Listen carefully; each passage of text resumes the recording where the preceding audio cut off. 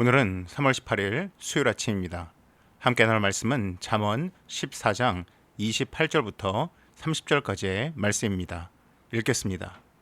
백성이 많은 것은 왕의 영광이요 백성이 적은 것은 주권자의 패망이니라. 노하기를 더디하는 자는 크게 명철하여도 마음이 조급한 자는 어리석음을 나타내느니라. 평온한 마음은 육신의 생명이나 시기는 뼈를 썩게 하느니라. 갑자기 지혜자는 왕에 대한 이야기를 합니다. 맥락상으로는 조금은 엉뚱하게 느껴질 수도 있겠으나 지혜자가 솔로몬 왕이라는 사실, 그리고 앞선 이야기에서 여호와를 경외하는 것에 대한 언급을 한 것에 비추어 볼 때 지도자로서 그리고 왕으로서의 태도가 언급되는 것이 아주 이상해 보이지는 않는 것 같습니다. 왕이 성공했는지 혹은 실패했는지의 판단 기준이 바로 백성의 수의 많고 적음이라고 합니다. 우리나라 조선시대만 해도 전쟁과 기근 그리고 전염병으로 인해서 많은 백성들이 죽었습니다. 그 당시 이 모든 것들이 임금의 치세와 덕에 달려있다고 여겼습니다. 솔로몬 시대는 지금보다 3000년 전이었습니다. 조선시대보다도 훨씬 전쟁과 기근의 영향을 많이 받던 시대였고 그로 인해서 인구의 수가 급격히 줄기도 하던 때였습니다.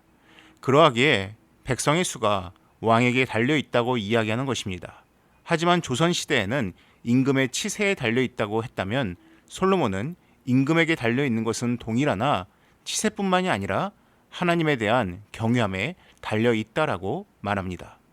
앞선 구절들에서 자녀들에게 피난처가 있으리라는 말씀이 있었습니다. 이것은 가정에게도 적용되지만 나라에게도 해당되는 것이 없습니다. 실제로 솔로몬이 하나님을 경외하고 나라를 다스릴 때에는 이스라엘이 태평성대를 누렸습니다. 하지만 솔로몬이 하나님을 경외하지 않고 이방 여인에 취하여서 우상 숭배를 한 때에는 나라가 에돔 사람 하닷이나 르손으로 인해서 여러 공경에 빠지기 시작했습니다.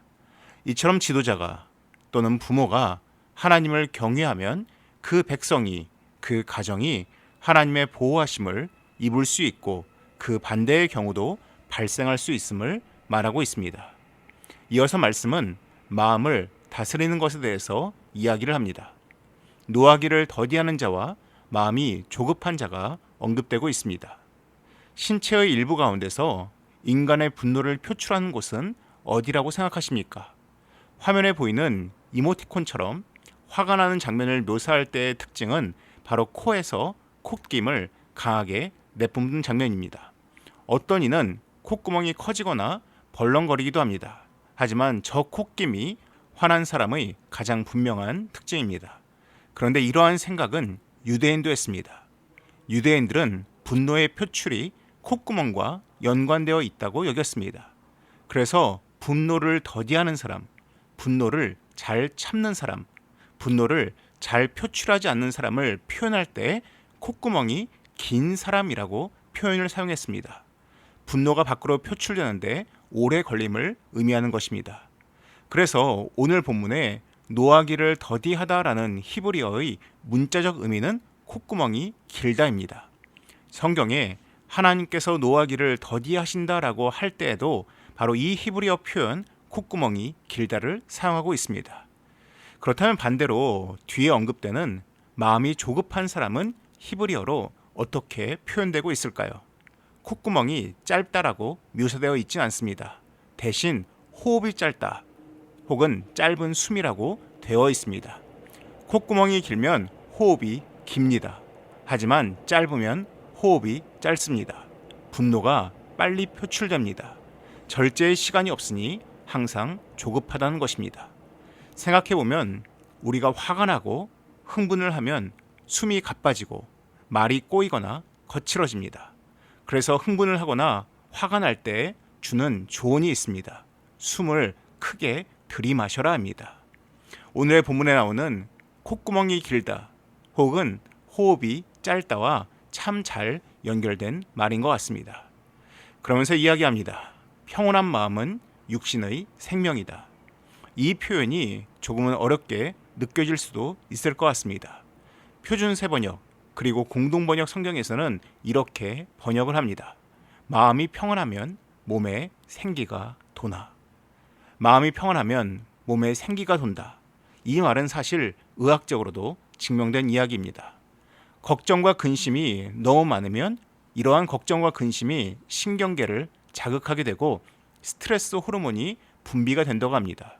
그러면 이 호르몬은 혈당을 높여서 당뇨나 혈관 질환이 있는 사람의 경우에는 심장 질환이나 뇌졸중을 유발할 수 있다고 합니다.